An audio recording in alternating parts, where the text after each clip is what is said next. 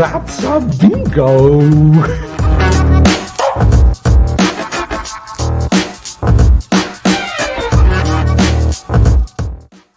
Is that the way you say it? That's a bingo. You just say bingo. Bingo! How fun!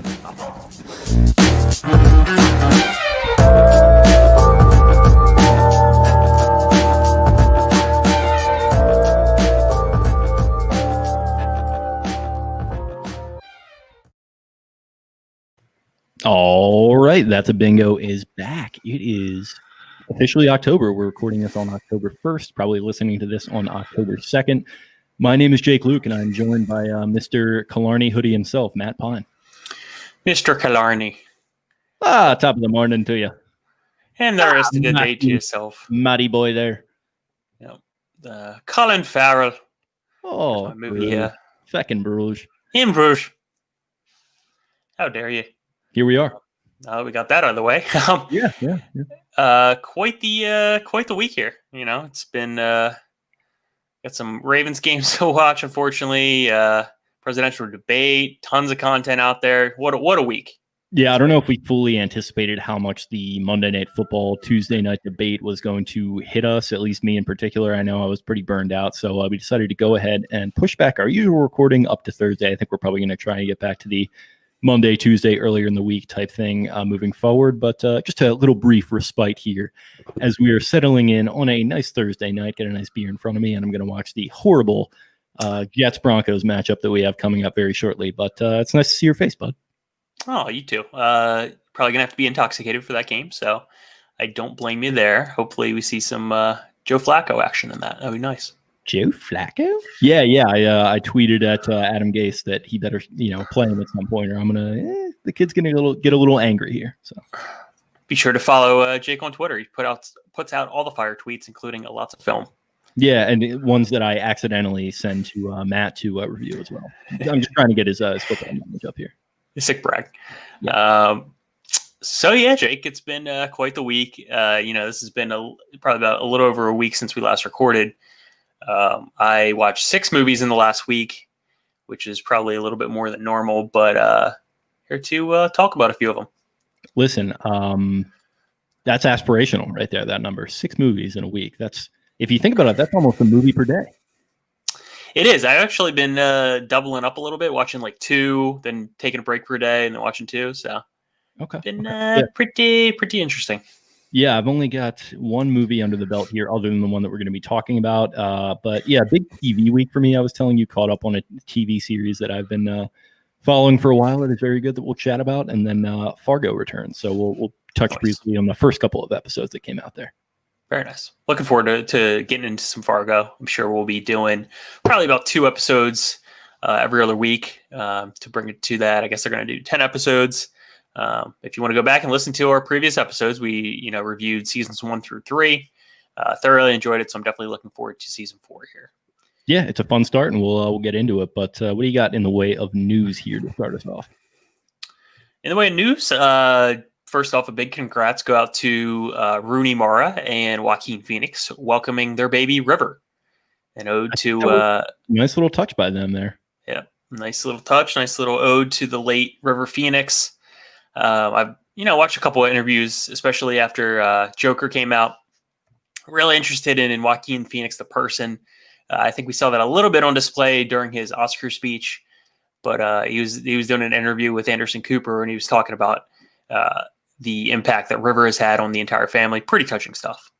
Yeah, it seems a very heartfelt connection that those two had. Kind of a turbulent life at times for Joaquin, and it seems like River was, for better and worse, a huge part of his life when he was alive. So it's very, very cool that they had that type of relationship, and he is paying homage to his late brother like that. Am I an idiot for not knowing that he and Rooney Mara were together and expecting child? No, not an idiot.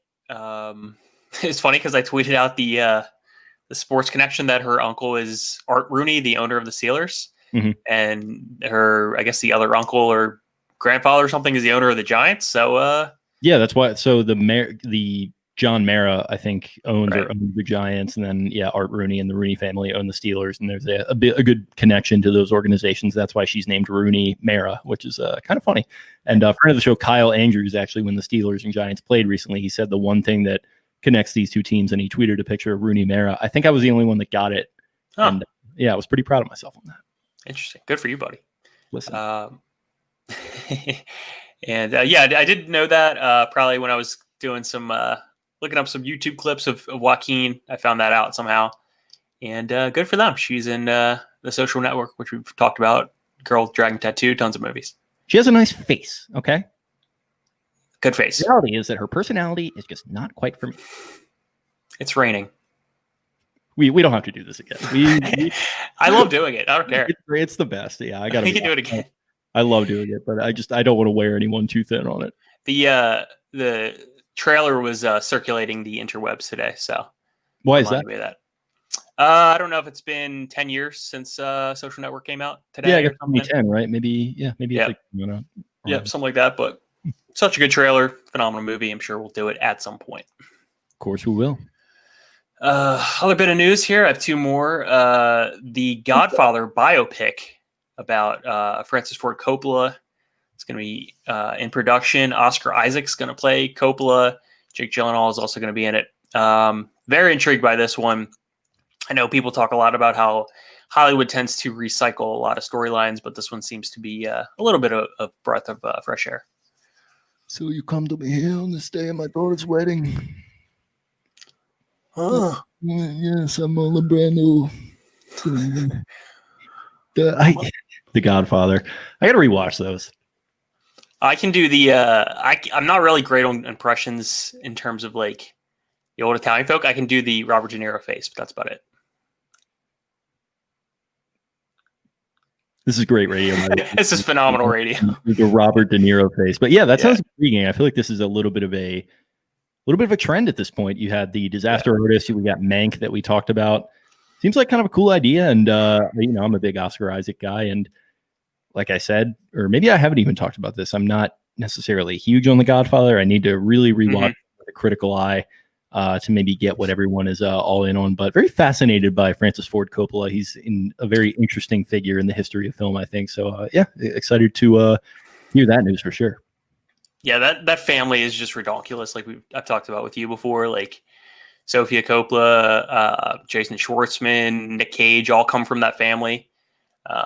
So, I mean, he's definitely had an impact beyond just The Godfather, Apocalypse Now. But I think you probably did mention this. I feel like I was reminded of that just by you saying that now. But were you talking about the Jason Schwartzman thing before? Because I remember like when he's in Fargo, obviously, and watching that, I was like, what is this guy's connection to whatever again? I totally forgot. But intriguing. Yeah, I can't remember the name of his mother, but his mother is Adrian in Rocky, and she's Francis Ford Coppola's sister.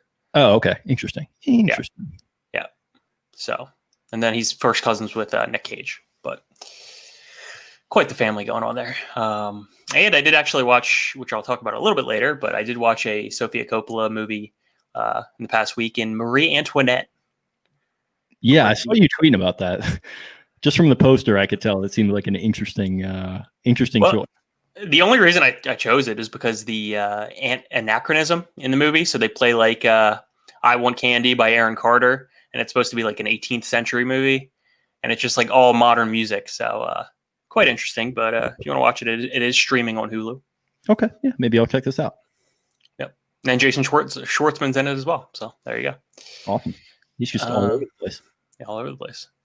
So yeah, we got the return of the biopic here. And then the last bit of news here, your guy, Steven Soderbergh, has commenced production on his latest film called No Sudden Move. And it is a crime thriller that is being produced for HBO Max and a star-studded cast. I'm very excited for this. And is it wrong of me to have a little bit of pause with the fact that this is being made for HBO Max? Yeah, I think that's fair. I think we are seeing a lot of like the Amazon studios, the Hulu productions, but I don't know, man, with this cast and Soderbergh, running this thing, I don't know if this one's going to be a clunker or not, but I have high hopes. Yeah, it depends. Yeah, I don't know. So Soderbergh, he did Logan Lucky, I think. Was that his last big movie? Yeah, it's on my list. I've not seen that yet. Yeah, neither have I. I heard it was pretty good. So yeah, maybe this will be good. I don't know. Maybe there's just still that stigma around of going straight to streaming, but maybe people are starting to break out of it. I obviously love The Irishman, and there's been some other stuff that has gone straight to streaming that I've enjoyed. But I don't know. There's maybe just that still little stigma around that I have to break out of personally. But that's my problem, I guess. Yeah, we got a little Ray Liotta in his biggest break since the Chantix commercials. Don't do him like that. Am I wrong? Paulie had this very great system about slicing up the onions so they were paper thin and they would dissolve in the sauce. It was a very good system. Quit smoking on Chantix today. Karen, take your Chantix. She's like pointing the gun at him in the bed, and she just like hands her a cigarette. You might need this. Smoking, but you better take your Chantix here, you crazy woman. Karen. I can't. I'm just gonna let you go off for 5 minutes. Take your time. Take your time. I feel like at literally any time any like remotely eccentric person comes up, I just launch into some. You go into this mode that you're like, okay, this is my time. I just can't. I can't not do it. Really interested to see the Brendan Fraser Ray Liotta dynamic in this one. Yeah, those are two guys that just ooze on-screen chemistry together. That's talk about two guys that are just on the same level of machismo and just absolute intimidation factor. They just ooze charisma. It might be a little bit too, a type A personalized. Just a couple of alphas blocking horns on the set there. I mean, that's going to be a lot of testosterone, just absolutely juicing those guys up. We also got Benicio del Toro in this. Don Cheadle. Benicio del Toro. John Hamm. I'll try it, Sal. I'm sorry. And your boy Kieran Culkin is in this as well. Oh, and I guess that's pretty cool. Kieran Culkin's going to be in it. And I'd love to hear your Julia Fox from Uncut Gems impersonation. I can't even place like a scene with her. Like, she's very attractive. I'll give her that. But yes. Howie, my Howie bling. Howie, oh Howie. Extreme Brooklyn accent there, Long Island, whatever it is. Yeah, should be fun. I'm looking forward to this one. Like you said, HBO Max, kind of so on that concept, but crime thriller, I'm always in for. Yeah. Okay. Got any more news? Talking to me. That's it. Cool. All right. Well, I guess we have our segment for the week. Do you want to introduce the audience to it? It's something a little bit familiar to what we've been doing here. Yeah, if you've heard of the infamous director draft, I know this has been circulating the internet like wildfire. You best be ready for the genre draft. We may take a few liberties here in describing these genres, but let's get right into it. Okay, let's do it. How do you want to handle who gets the first pick? How did we do it last time? We did the old rock, paper, scissors. Okay, let's do it. Okay. Rock, paper, scissors, shoot. Again. We tied? All right. Rock, paper, scissors, shoot. First pick for the kid. All right. Shout out to StreamYard, by the way, with the lossless quality that we have going on here. I feel like if this were on Skype or Zoom, there would be some serious issues going on. For real. Yeah. Got to get them as a sponsor. So number one on my big board, we had a little bit of a discussion offline about how deep we were going to take this, how general we could stay. I said as general or as deep as you want. So my first pick, I'm going to go somewhat general, but also kind of in the weeds a little bit. The gangster mob movie was number one on my big board. So going with that. Of course. This does not shock me, being that we have the same favorite movie of all time in Goodfellas. Yep. It's a hell of a pick out of you there. Yeah, and I've also, I guess we probably could have covered this in What Are You Watching?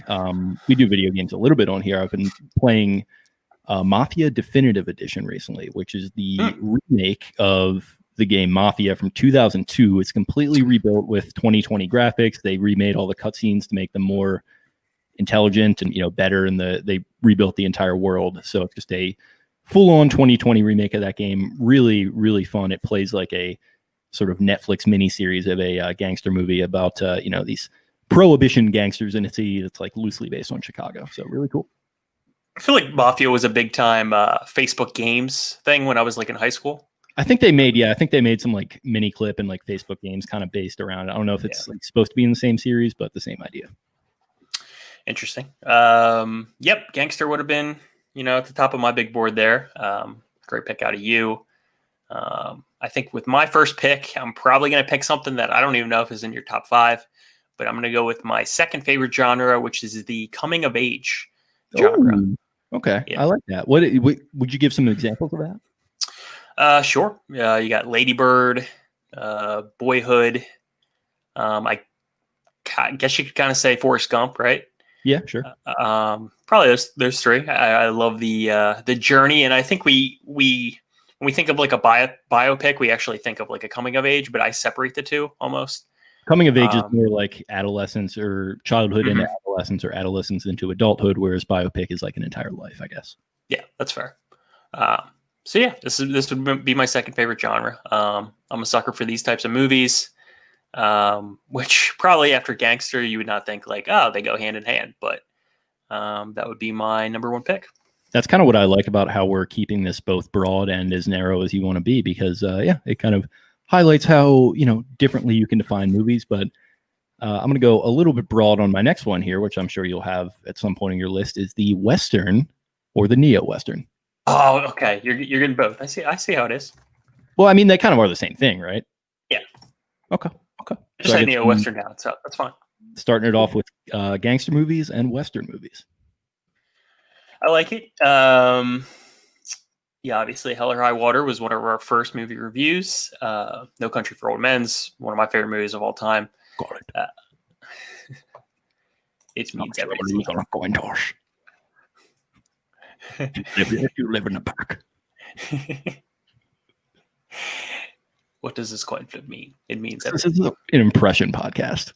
Yeah, we're not so discreetly very much pivoting to a improv type thing, but okay. Sounds more like Bane, but all right. Yes. I'm going to kill you with my cattle gun.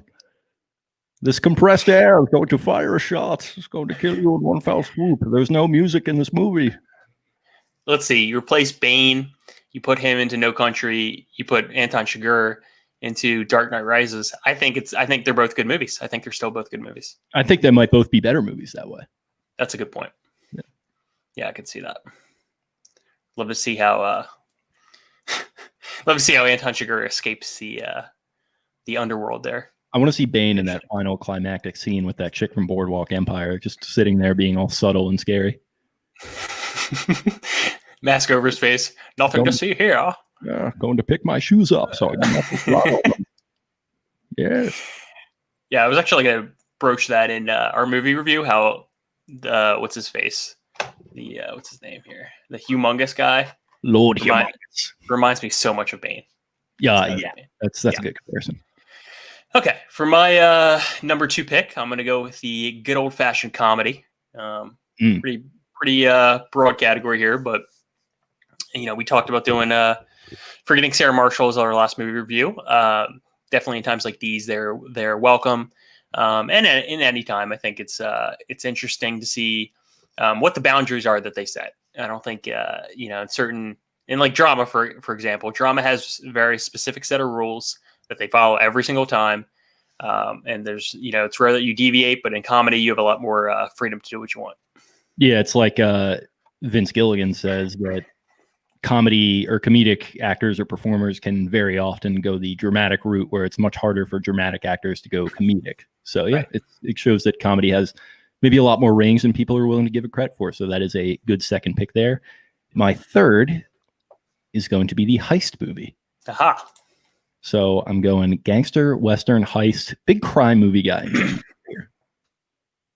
Heist was on my list. It would have been right around 6 or 7 for me, but I'm a big fan. Ocean's 11 is definitely my top 3 favorite movies of all time. So no complaints there.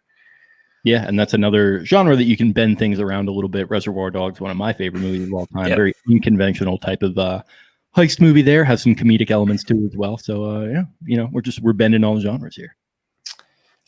For my third pick, I'm going to go with the thriller. I had that.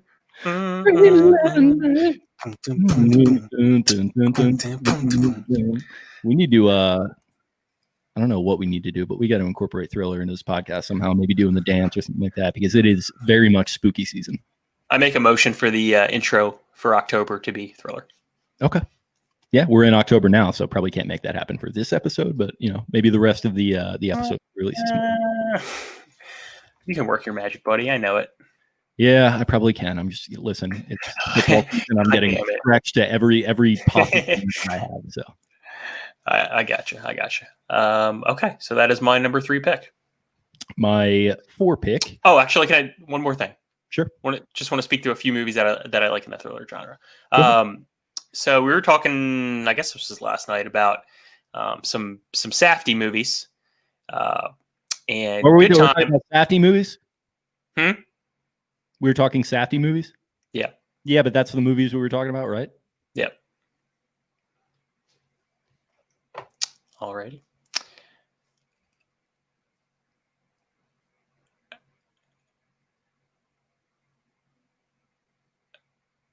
You there? You there? Yeah, I'm here. I thought my computer froze for a second, but we're good.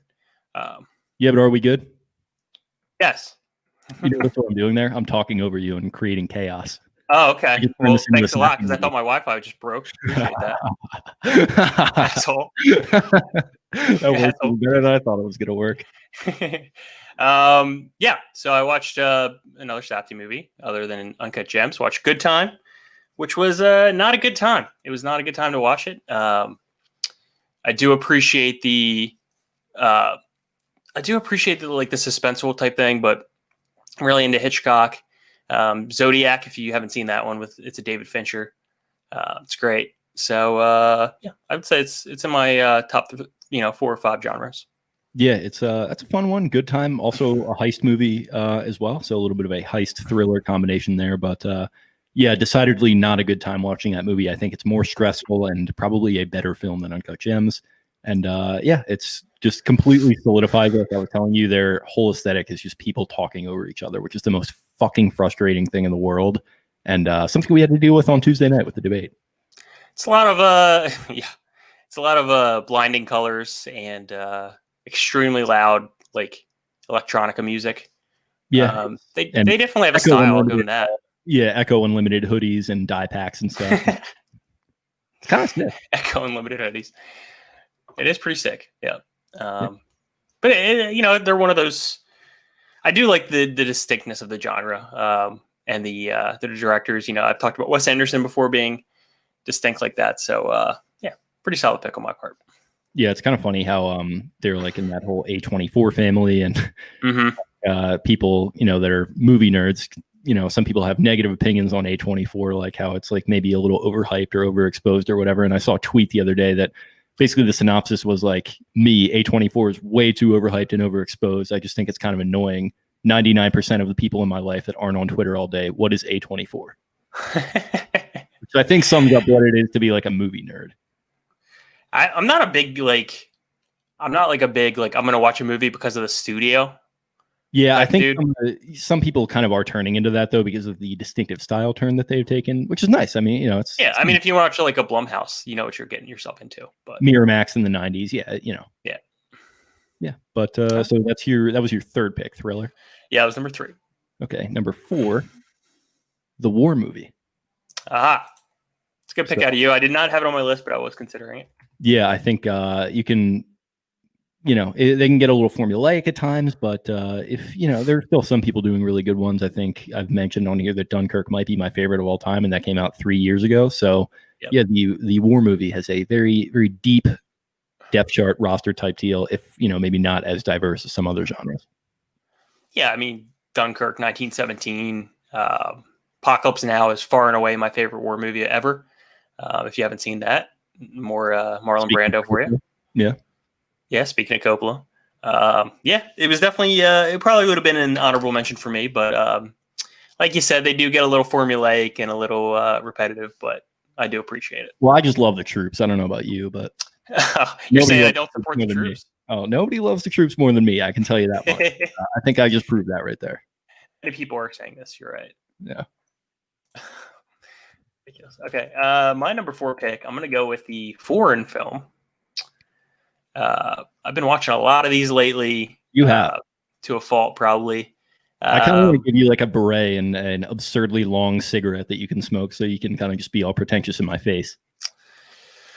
I mean, I am a man of, high class, and I do think I'm better than you. I didn't want, to broach this on the podcast, but here we are. It's quite clear at this point. I don't know, man. It's something about the foreign films that it's just a different feel than American movies. Like, you're saying it just hits different. It just hits different. It's I don't know, like Japanese movies, you get the feel of it's a collectivist culture. Like a lot of their movies are like that. And then you see American movies are the more individualistic. It's totally an entirely different feeling. And I think that's a really good way of putting it that I'd really never even thought of. So when I watch a movie like Parasite, I couldn't really put my finger on why it kind of felt a little bit different. I think that's a good way of describing that. Thanks, bud. That would be number 4. Number 5 for you? I'm going to go sci-fi. Okay. Sci-fi for a third or for a fifth. So you can include Star Wars in here, which obviously big Star Wars guy. Not the deepest roster, I would say necessarily, but a lot of bangers. Okay. What's your favorite sci-fi of all time? Probably Empire would be it. Okay. Yeah, it's just, I think, one of the best sequels of all time. I think people have certain opinions on Star Wars movie, but I think Empire is objectively an all-time great movie. I've heard that about Ridley Scott's Alien, which I've not seen. No, I haven't seen it. I've actually played it. They came out with a video game a couple of years ago that's set in that universe called Alien Isolation. That was kind of cool. It was a little repetitive and not great, but it was good. And then Prometheus I saw in theaters. Mm-hmm. And it kind of stunk, but there were some cool elements to it. Fassbender was in it as this android, and he was really, really good. So some cool elements of that movie that's set in the Alien universe. Have you seen Pan's Labyrinth? No, and I plan not to. Okay, fair enough. Just based on all some of the stuff I've seen of videos of that movie, I'm not into that. The eyes over the hands kind of freak you out. A little scary for the kid, yeah. Okay, I know that's a big thing for you. I know you were saying how you had Paul's Good Time. Some movies they get to you. I get it. It's me, man. I can't do it sometimes. No judgment here. It's a judge-free zone. My 5th pick's going to be the rom-com. Bringing it home with the rom-com. I'm a sucker for a lot of these types of movies. Love 500 Days of Summer. Not the 90s really hit you over the head with rom-coms like Sleepless in Seattle, You've Got Mail. Not something that I watch particularly often, but I do enjoy them. Nice little, it's just good in entertainment. They're not necessarily great movies, but I do enjoy them. Nothing wrong with a little comfort food entertainment. Yeah, that's what I say. Yeah. Okay. That's a solid 5 that we had there. So I went with the gangster, Western, heist, war, sci-fi. Yeah. And I got the coming of age, the comedy, the thriller, the foreign, and the rom-com. So love to hear your guys' thoughts on that. I'll probably tweet out a little graphic as we did for the director draft. So yeah, I believe that wraps up that segment. We can move on to our movie review. And it was my pick for the week. So it is Mad Max 2, The Road Warrior. So one of my, I didn't even realize how much I liked this movie after having seen it. I think maybe once prior. And it was a couple of years ago, but even from then, I don't think I remember that much. Coming back and revisiting it, I was even more impressed than I thought I was going to be. So, and I know we'll talk about this a little bit in trivia, but I was not under the impression that this was based off anything. I thought it was an original screenplay, but I believe there were comics before this. I'm actually not sure about that. I didn't see that in the trivia or anything. I think it might be based on some Japanese movies or something like that. It's just an amalgamation of a lot of different stuff. And then obviously the original movie sort of sets it up a little bit. In some ways, in other ways, kind of not really. It's sort of its own thing. But yeah, you have the original movie, and then I think the graphic novels you hit on, I think they do that, or they have done that for the franchise throughout several different points. So maybe they did it like after 2 came out. Because I know after the Road Warrior came out, they did a couple that like explain, or Fury Road came out, that they explained like some of what happened in Fury Road. So yeah, it's an interesting, expansive, not always easily explained cinematic universe. Yeah, like I haven't seen the original Mad Max, but from what I understand, they're like somewhat non sequiturs between the two. Yeah, so it's more connected than I think is easily like realized, because they literally do no or very little exposition at all. And right, that first movie is kind of a rough watch. Like there, you see the bones of like what they wanted to do with a movie like this and that, but it's kind of humorless and like a B movie and like sort of, you know, weird, and it doesn't fully feel like a realized version of what they were trying to do. And we'll get into it with trivia, but part of the reason they wanted to do this movie so badly, or George Miller specifically wanted to, the director, was because he was kind of frustrated with the way the original came out. Had a much grander scope for what he could do. And so basically the story of that movie is that it's like set in a declining society in what was the near future, 1979. So he explains that it takes place in like the 1990s technically, and that the government basically creates this like highway patrol of police officers to help police the highways from these gangs that are taking over and stuff.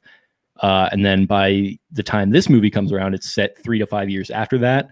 A nuclear war has occurred over the scarcity of oil and resources. So the power player countries kind of go after each other and society just falls apart. And so in the original movie, Max's family, he has like a wife and a son, get killed by one of these road gangs. And basically that movie is all about him like getting revenge on them and sort of losing his mind. And then this movie, it kind of like picks up with him in that weird sort of state, and he's got his dog and everything, and he's on the roads just kind of trying to survive. And that leads into the story that we just watched. Yeah, no, I appreciate that I can go into a sequel and don't have to see the first one to understand kind of what's going on. You know, I'll get to it in quotes a little bit, but you know, the opening, you know, voiceover, the exposition kind of helps, you know, set the stage a little bit. And I don't want to compare, you know, this movie to Fury Road, but this seemed to be the much more grittier version between the two. And whereas Fury Road seemed to focus more on the cinematic, you know, the colors, obviously, like the obnoxiousness of like the band playing on the front of the vehicles. But I do kind of appreciate the grittier, like bare bones type version.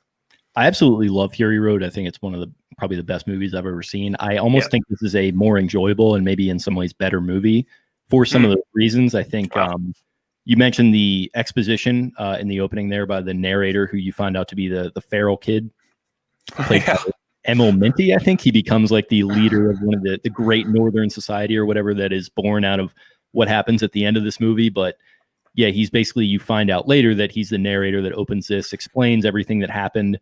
And what I think is especially cool about it, and I'm writing a review for it currently for the blog, I'm going to post it soon, but basically like they don't go out of their way to like get all exposition-y on you, and they don't feel like it's like their burden to explain everything that happened. I think that kind of makes it feel more cool and more lived in, and it almost makes you feel like you're a member of this world just as much as the characters that you're watching, because, you know, something crazy like this happens. Like if you're the feral kid who's however old when all this shit is going down, he's not going to know what actually happened. That's just the only world he grew up in. So he explains it as he knows it.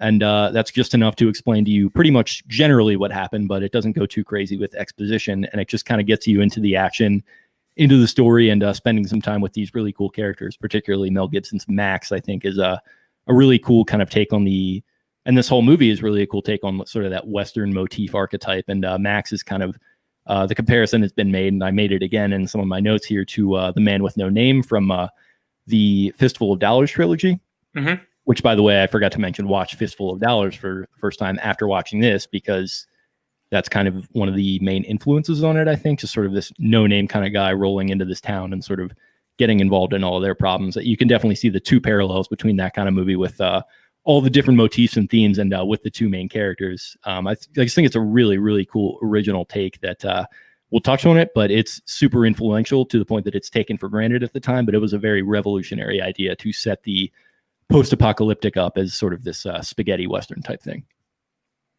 Yeah, I think, you know, not necessarily explaining everything. I think it kind of adds to the mystique of the character of Max. I think it's like very similar to the Matrix, and they give you a lot of information, but it's also not 100% clear.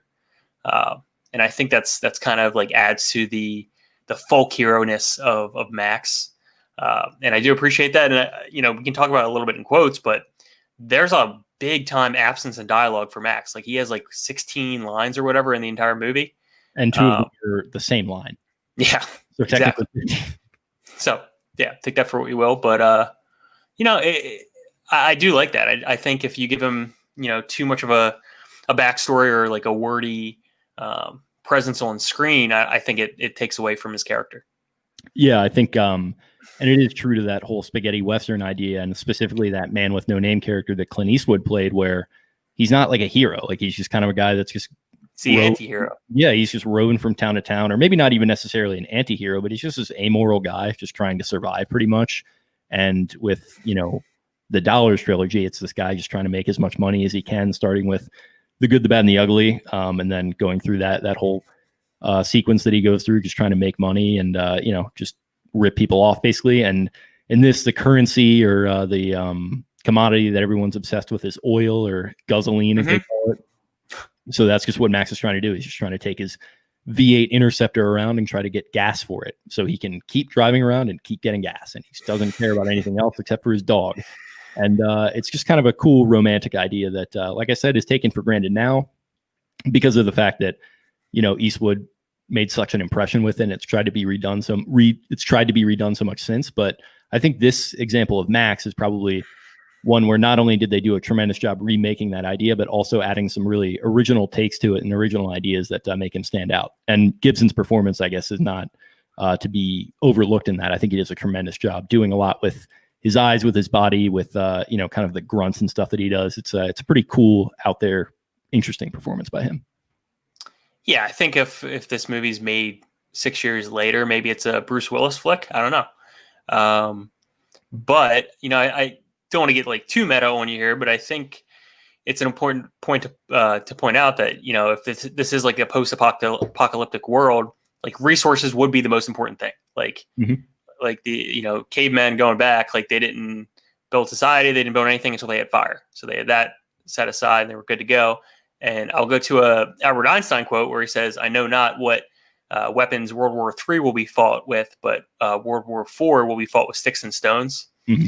And I think that's really apparent with the feral kid, because like this is the next generation, and he's basically like a caveman type figure. So, yeah, I think that's a really good point. That of course that would be the main currency, as would something like water, which I don't know if that features as much in this one as it does in Fury Road, but yeah, just these very basic elemental, just kind of things that people need to survive and need to make their way across this wasteland. Oil obviously being chief among them, and it plays a big role in this one. And yeah, man, it's just an interesting sort of take on the idea of like the Western, where it's it's not money, it's not like land or anything like that. It's not whatever it is. It's just we just need oil, we just need water, we just need to survive. And yeah, it's just it's really, really cool. Yeah, and I think that's like apparent too. I think the Matrix kind of rips that off a little bit. Like whereas like they're in the year they got destroyed, and like technology is their currency almost. So we see this kind of being played out time and time again. But I think this one really nailed it. Yeah, and I think to that point, sorry to interrupt. I think to that point, this is I write in the review that I kind of see this movie as like the New Testament for every piece of post-apocalyptic like fiction ever made. Because I don't really know of any example of any post-apocalyptic fiction that has done it like this since, that has been as influential as this was. Because like I said, it's easy to take for granted. You look at the themes of like it being sort of a Western, that's something that's been redone a million times. That's taken for granted. You look at the aesthetic with like the football pads and like the weird kind of punk rock aesthetic that people have going. It reminded me of like Back to the Future Part 2. Like, yeah, exactly. And this might have very well been an influence on that too. I mean, like it's just an influence on so many different things that is taken for granted. And even the idea of bringing humor into a story like this, I feel like that probably wasn't done in the same way that it was in this with, I think like the Gyrocopter, for example, is probably maybe the most pivotal figure in the entire movie, because he brings something to it that did not exist in the first one, which humor, levity, and sort of a moral compass to it. I think he's probably the most important character in that respect, and really kind of brings it around. And it's something that I said, like I said, that's been taken for granted. It's only been done this good since in a few different ways and not always in this medium. A video game series like Fallout, for example, pretty damn culturally impactful. That started in the late 90s. It's still going today. And Fallout is basically just this. Like they just took everything from this and they made their own amazing sort of universe and backstory behind it and everything. It's just unique enough, but the bones of pretty much everything post-apocalyptic fiction ever since 1981, it all starts here. Yeah, well put. On the Gyrocopter, buddy, I got to get me one of those helicopters, personal helicopters. Yeah, pretty sick. They are, and I think they exist. They do exist, yes.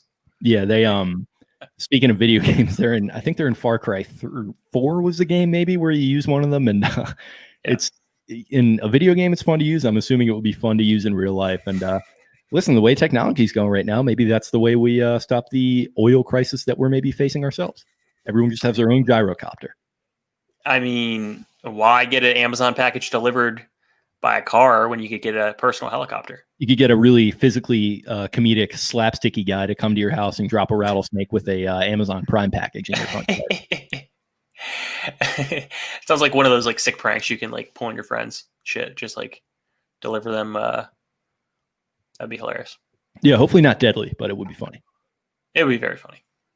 Okay. Do you have anything else before we move on to our categories? No, man, I'm ready to rock. Alrighty. Getting into our first category, Throwing Tomatoes. This one was really tough for me. I really like this movie. I didn't grade it as high as you did, but it was kind of hard for me to nitpick anything. If anything, I would say suspension of disbelief was a little tricky at times, especially considering Max should have died like 4 different times, but good for him. Yeah, that's basically all that you can really point to with, like we mentioned, the Gyrocopter and him like dropping the snakes like as an actual weapon to use in fast-moving combat on vehicles. That's a little suspension of disbelief. That's really all it is, and like that's something that could very easily be defended by. This is like a pulpy kind of comic book story, so it doesn't really matter. Mm-hmm. Only other thing I wrote down is maybe a little more exposition on these characters, because I find the idea of the settlement so interesting, and the fact that if you think about it, like it's only 5 years or whatever removed from whatever apocalypse this was. So there could be some really interesting stories to tell in there. But I almost think it works better not knowing that stuff. Like I mentioned before, like the film just doesn't allow itself to get bogged down in all this exposition. And I don't even know if I wrote this in trivia, but I do know this about the movie, that George Miller and I forget who else he made it with, a couple prominent producers, they didn't even know when they made it. They just went there and they would just apparently they would literally physically lay on the floor and storyboard ideas for like some of these characters and just throw them out, because they just have this idea of like these marauders attacking the settlement. That was kind of it. And they told the actors to sort of come up with their own backstories against some of these characters, which is kind of funny because there's a little bit of dissonance if you look at a character like Wes, who is the the second in command of the Marauders gang, and his friend is killed by the feral kid, and he reacts very, very negatively. And the context, I think, that's supposed to be implied is that it was a kind of homosexual relationship between the two of them. But the actor who plays Wes says, well, no, actually, the backstory that I came up with is that Wes saved him when he was like a child or whatever. So they have some sort of bond, but there's sort of a weird thing. And George Miller has since said, like, no, that's actually not like there was supposed to be like a homoerotic thing going on there. So kind of a funny, sort of interesting thing. And that the fact that they just really didn't care too much about exposition to the point that nobody knows, not even them. I think that's pretty cool. Yeah, I kind of like, I appreciate that about the movie. That was very unclear. I was also curious about that. But yeah, I mean, you're not going to see in these types of movies, post-apocalyptic, you're not going to see a lot of character arcs. So putting in exposition is not always the most crucial thing. But yeah, that could be a nitpick. It's just a really good movie. Yeah, exactly. I mean, it's just I think Roger Ebert said in one of his review that it's just like an almost perfect exercise in just filmmaking and like exploitation. Like they knew all the beats, they knew all the devices to use in like this Western style, and they just pretty much executed it to perfection, I think. Yeah. Yep. Good point. So for that's a bravo. For me, it's just the entire production, the race there at the end. Like, just imagine like filming this on a helicopter, trying to get all the right shots. Or maybe you're in a personal helicopter, it could be that too. Or a Gyrocopter. The gyro. So yeah, I would just say, bravo for the entire production and the crew behind the scenes there. Yeah, it's pretty much all done practically, which, that kind of had to be the case in 1981. And they just really, like you mentioned, they put their own stamp and gave their own visualization to the idea of what they wanted to do, which is not easy to do for something like this, and particularly not easy coming off of the original movie, which I'm assuming a lot of people involved in the production probably saw, at least if not before coming onto the team, then after. Because that one kind of has its own aesthetic, but it kind of doesn't. Like Max is wearing the leather outfit and he has the shotgun, and he's got the car, but the car isn't like black yet. And like some of the characters are normal. Some of them are like wearing the weird like biker gang outfits and stuff. They very much found a style and they committed to it, which I think is something they didn't necessarily do properly in the original, and it really shines here.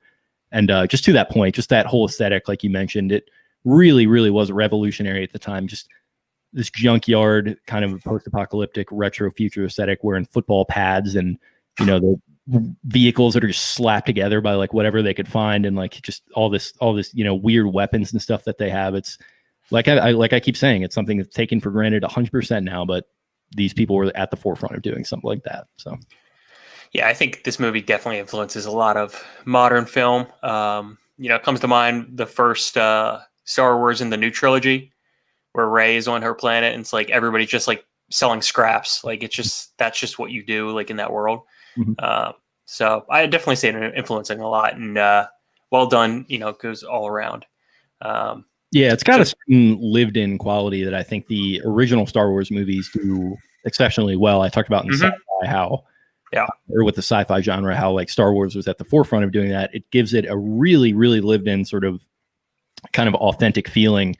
That it's really, really hard to nail. Like sometimes people try to go too far, and the Star Wars prequels are an example of that, where you try to go too far to make everything look so good, and it's a little too clean and a little too perfect, and it's just kind of weird. Whereas the clunkiness and the weirdness of the original Star Wars, Jar Jar. But the clunkiness and the weirdness of the original Star Wars is really, I think, what helps it to stand out. And you can do the weird kind of clean futuristic look, and something like Mass Effect is a good example of another video game series.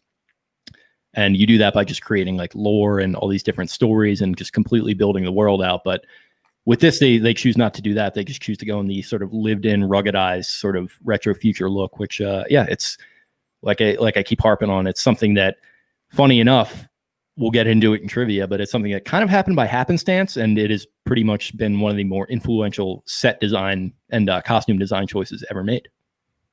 Interesting. Looking forward to it. So moving on to keeping score. This I love this soundtrack.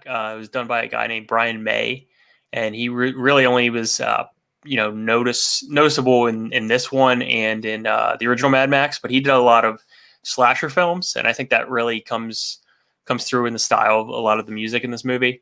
I think I was talking to you about it and saying it reminds me a lot of Empire Strikes Back, a lot of the Star Wars type thematic, dramatic music, and I was a big fan. Not you're not going to see any licensed music, but I definitely think it fit the movie well.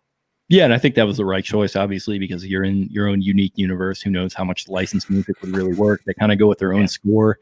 And I think what I especially liked about that is they kind of go the Western route, where they use it in certain points to evoke drama, evoke whatever. I mean, that's kind of obvious, but I feel like sometimes in Westerns, they get a little too cute with it and they do it too much, where it feels like, it's like, are you confident in what you're doing here? Do you really need music in this spot?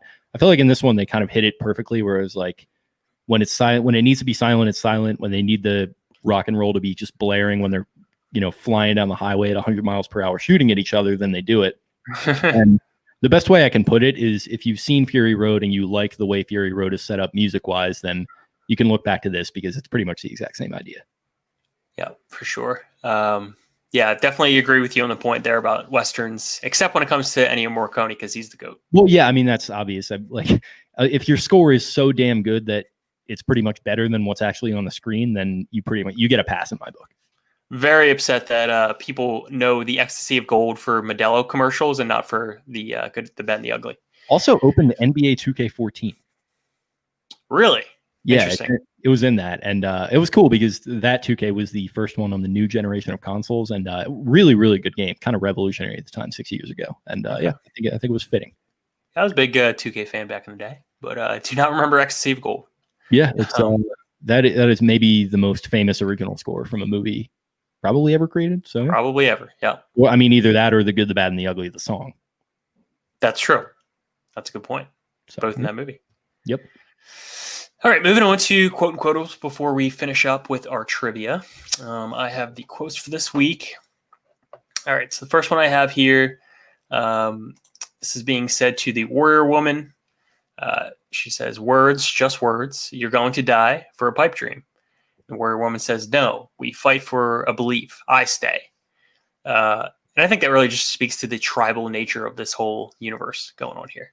Yeah, and it kind of speaks to the themes of the movie where Max is just kind of this hollow shell of a man at the beginning of it, and then it's sort of through his relationship with the dog and the feral kid and meeting the Gyrocaptain and coming into contact with the settlement, him sort of rediscovering his humanity and rediscovering that instead of just, I mean, even though he does wind up doing this after the movie, instead of just driving from town to town, you know, kind of settling down and trying to make a go of it in life is much more worth it.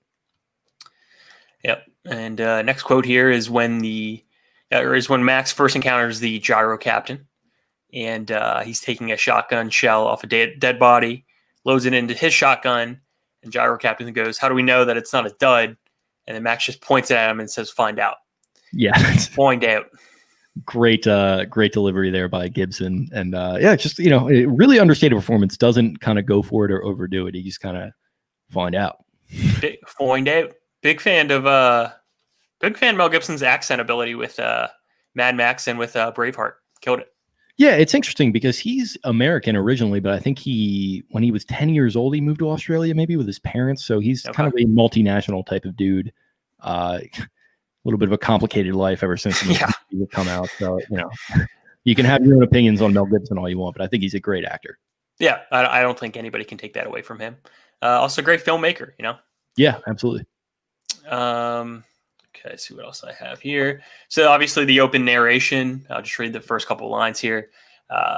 My life fades, the vision dims, all that remains are memories. I remember a time of chaos, ruined dreams, this wasted land. But most of all, I remember the road warrior, the man we called Max. It's so damn good. Yeah, it's so damn good.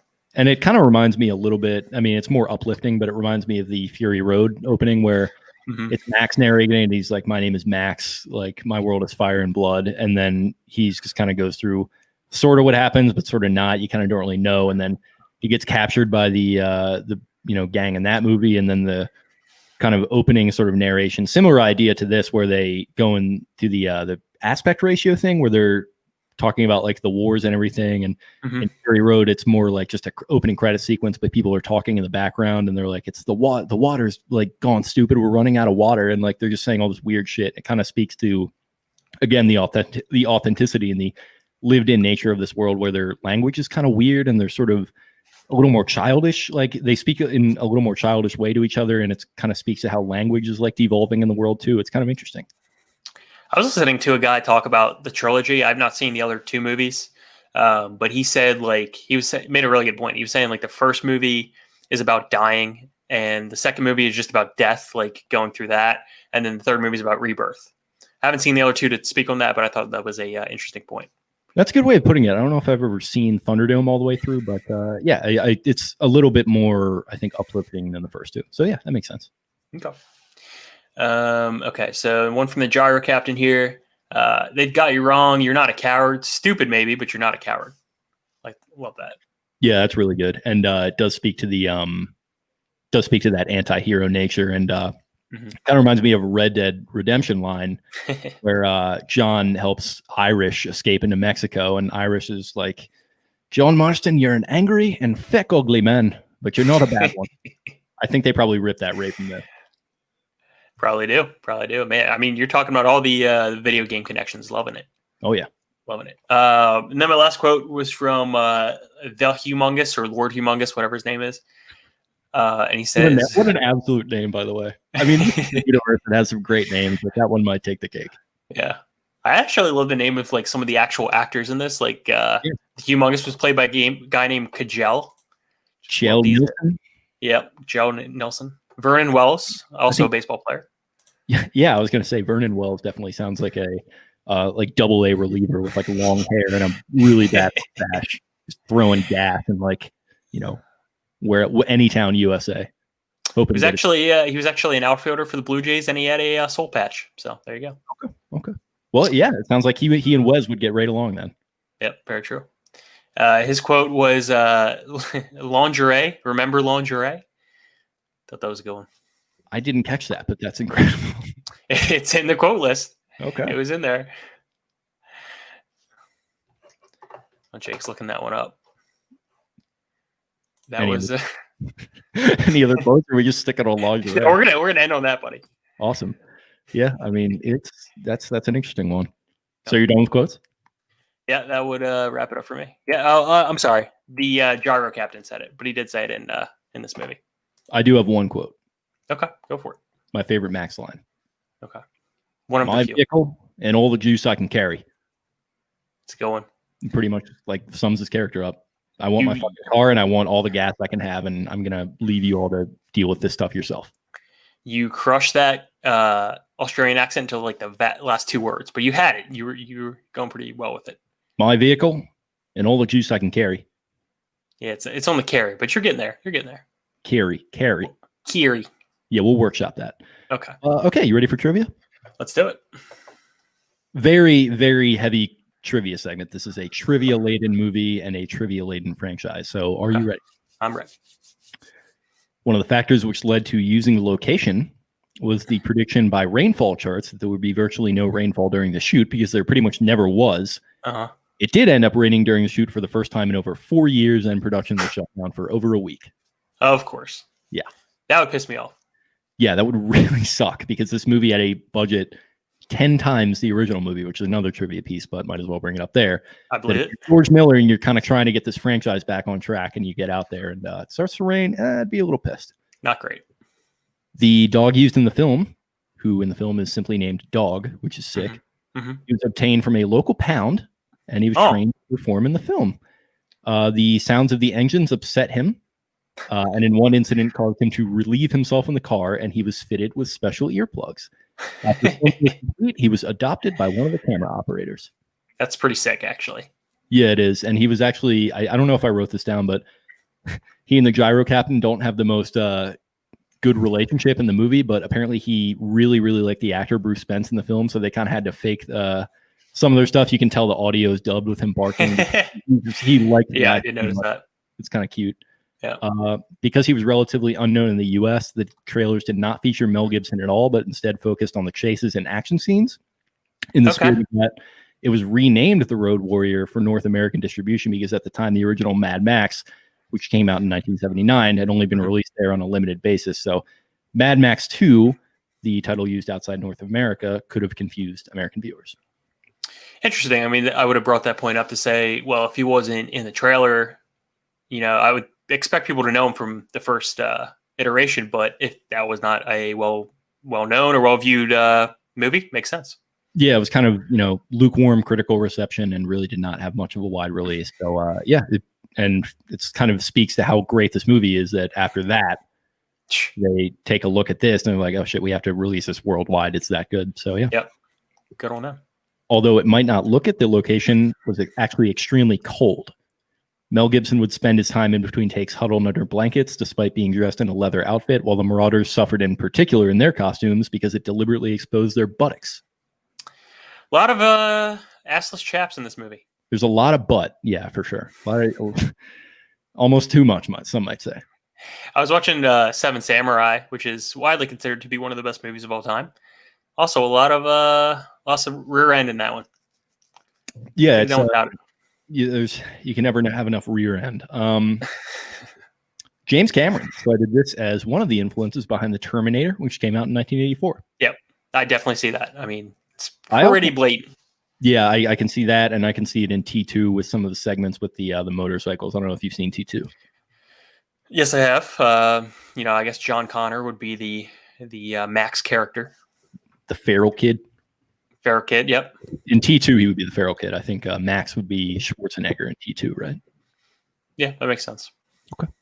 That makes sense. According to George Miller, it was Mel Gibson's idea to make Max look as rough and ragged as he did. So before filming began, he cut his own hair and eyebrows, cut the sleeve off his leather jacket, and tore up his gloves.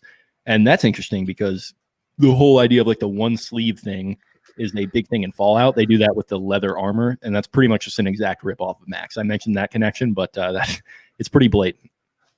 I also see that influencing on one Bill Belichick in post-game press conferences. Yeah, well, he looks like he could walk out of there sometimes and just walk onto the set of this movie and be totally fine. Yeah, whatever. Yeah. My vehicle and all the TB12 weed juice that I can carry. After the original was finished filming, before that movie's release, all the cars were supposed to be destroyed, including the black Interceptor. But someone thought the Interceptor was too good to lose, so they saved it from the Crusher. When the sequel, this movie, was in its planning stage, someone found the Interceptor had somehow survived, so they tracked it down and brought it back. So the movie they use or the car they use in the original Mad Max, I know you haven't seen it, it's the exact same car, which is sometimes cool. Yeah, I like that. Those connections between some different movies. I know in the Tarantino verse, that's a big thing. I think Michael Madsen bought one of the original cars and one of the early his car in Reservoir Dogs they used, and then they wound up refurbishing it for Once Upon a Time in Hollywood. So pretty cool connector there. Definitely.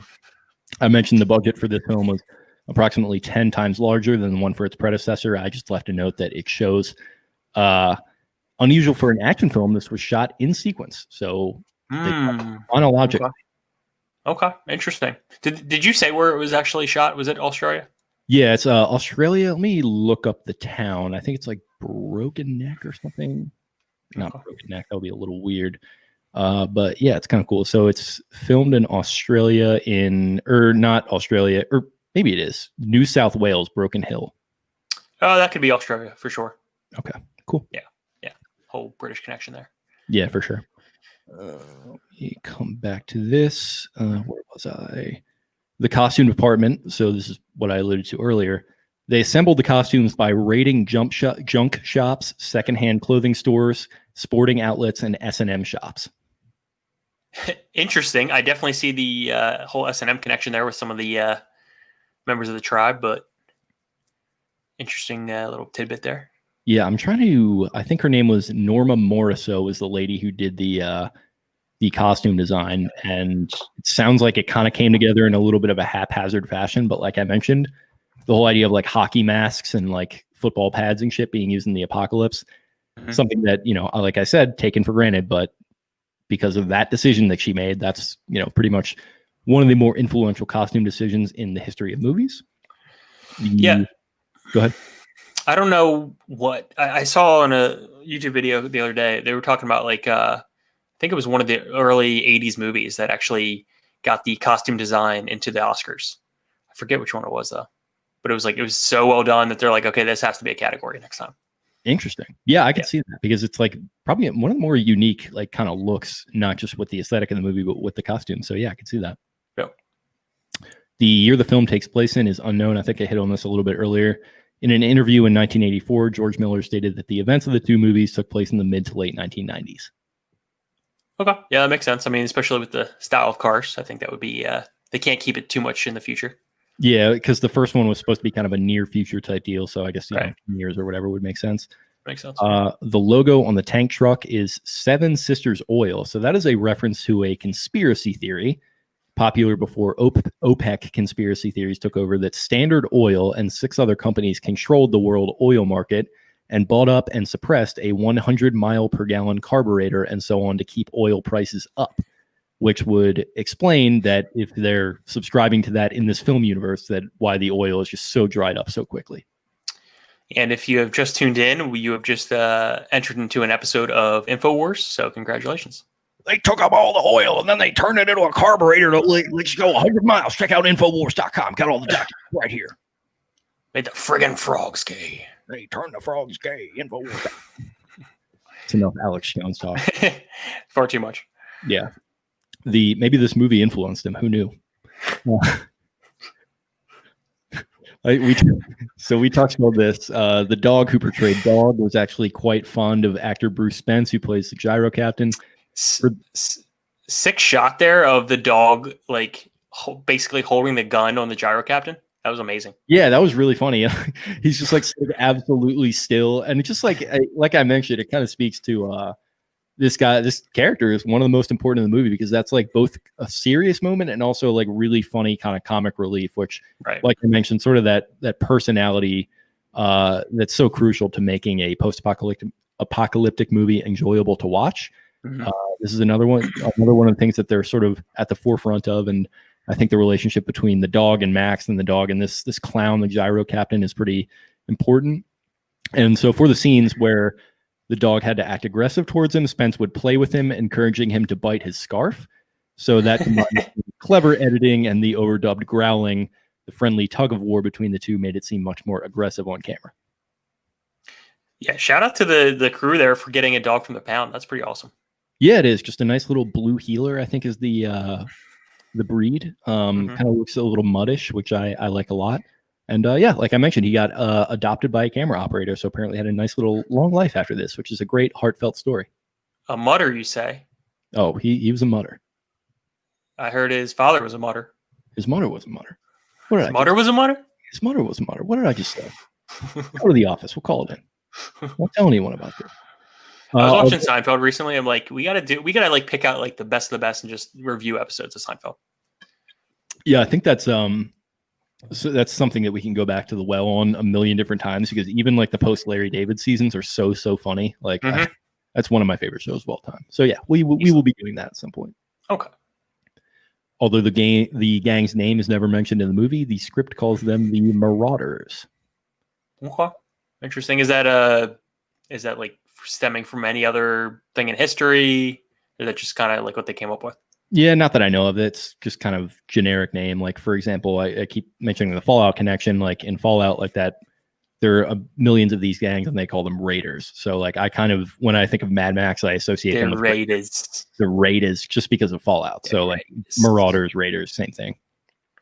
Okay. Miller made the sequel in part to overcome all my frustrations on the first Mad Max because that was such a low budget and such a tough movie that I had all this sort of pent up energy for the story and the filmmaking. I like that. I like to see filmmakers critical of their own work and wanting to do a make good. And he certainly knocked it out of the park with this one. Yeah, and you can tell he I think the idea behind the original was that he kind of wanted to make what he called a silent movie with sound. So kind of a weird concept, but yeah, you can tell like in the original movie, it is inspired by a lot of these really old black and white movies where the camera is like fixed on the side of the highway and you got all these cars like flying by. This one, it's a lot different. And one of the principles that they brought into it with filming was that if we're going to be shooting an action sequence, the viewer has to be a participant in it. So I don't even think I wrote this down for trivia, but for every action sequence where cars are sort of fighting each other, you'll notice the camera is always in one of the cars. It's not on the side of the road, and you kind of have to actively participate in it. Particularly, I think that's part of what makes the final chase scene really stand out. It's the hallmark of any good movie is when you can forget that you're watching a movie, and they take you to the edge of suspension of disbelief. But a lot of those camera angles, a lot of those shots make you feel like you're actually in that race. So big props to them. Grab the shotgun shell.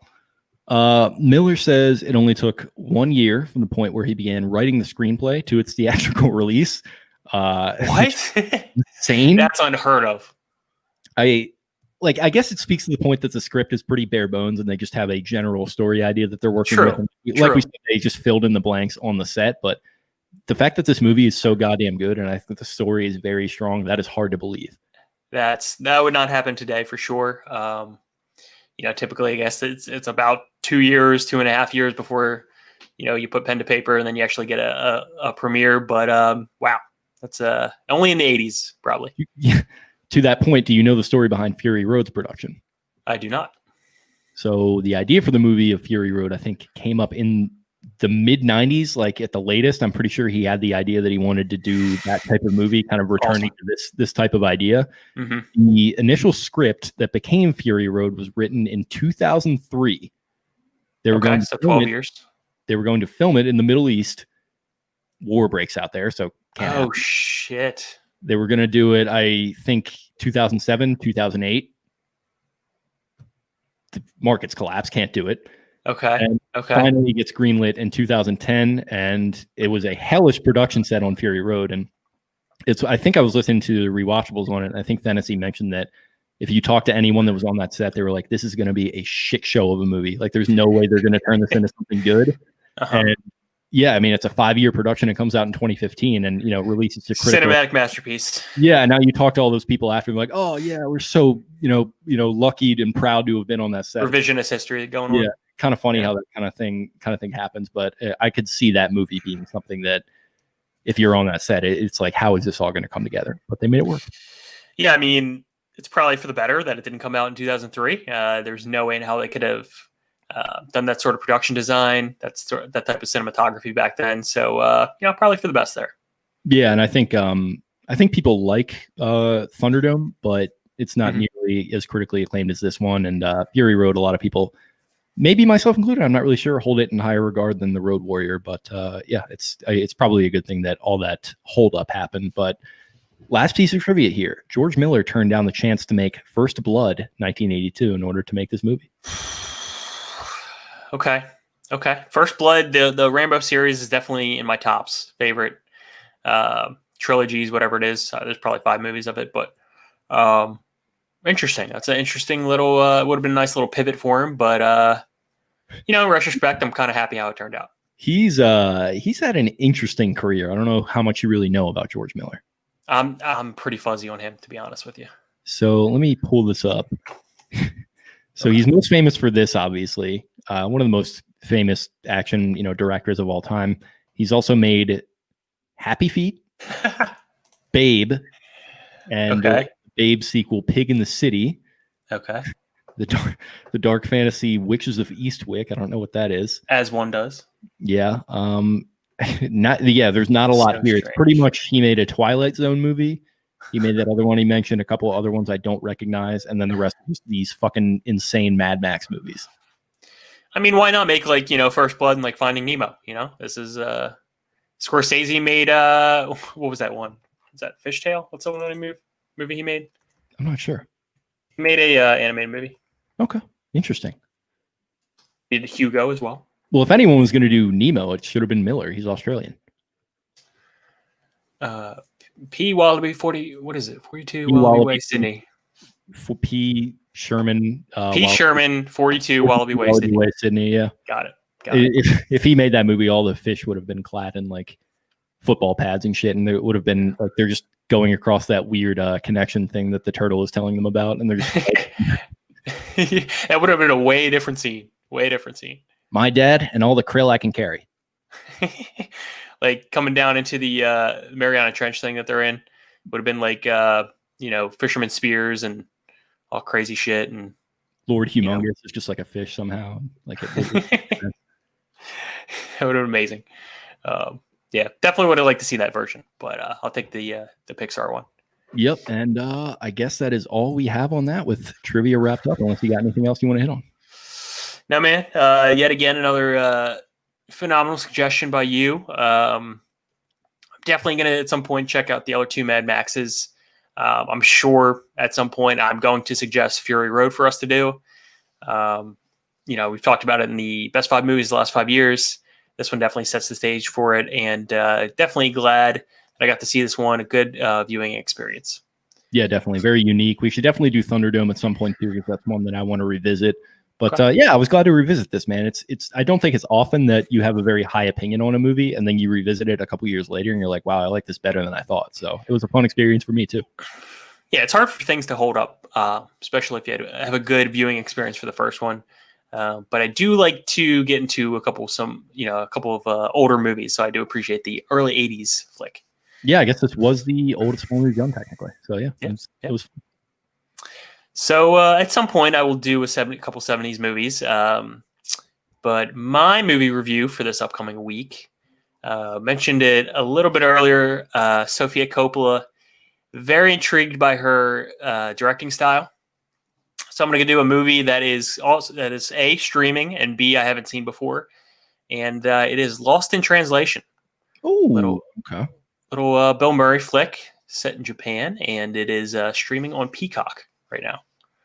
Okay, so the only thing I know about this movie is there's a Family Guy joke about it that for whatever reason I remember vividly, but I don't have any context on because I've never seen it. Okay. I know basically nothing about it. I just know it gets high remarks. Definitely well received critically, and I think it's clearly Sofia Coppola's best movie. It's definitely received the most acclaim.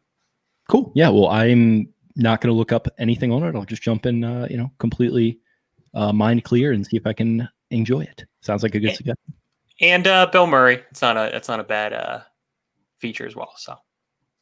Yeah, that's Dynamite Hack. It's going to be pretty good, I think. Go Cubs, go! Oh, what a guy, Bill effing Murray. Can't wait to do it. Yeah, it's going to be fun. All right, bud. You got anything else for this week? No, definitely keep an eye out for our graphic up with our genre draft. We did a director one. We're going to be diving into Fargo, I believe, next episode with the first 2 episodes under our belt, and should be fun, man. Looking forward to it. Yeah, definitely should. Feels like kind of ramping up into TV and movie season a little bit here with the fall, or what typically would be. Who knows what's going to happen with the Oscars and everything that's going on. But yeah, right. I mean, Fargo's back. I watched the first 2 episodes, like I mentioned, and I feel like it's going to be a really fun season, if nothing else. So yeah, excited for that. We're getting a lot of, not just movie production starting back up, which is a good sign to see, but we're also getting a lot of movies coming out in the coming months, a lot of streaming movies. So definitely looking forward to that. Yeah, it's going to be a lot of fun. And we appreciate you guys joining us on that ride as you have joined us on this ride up until now.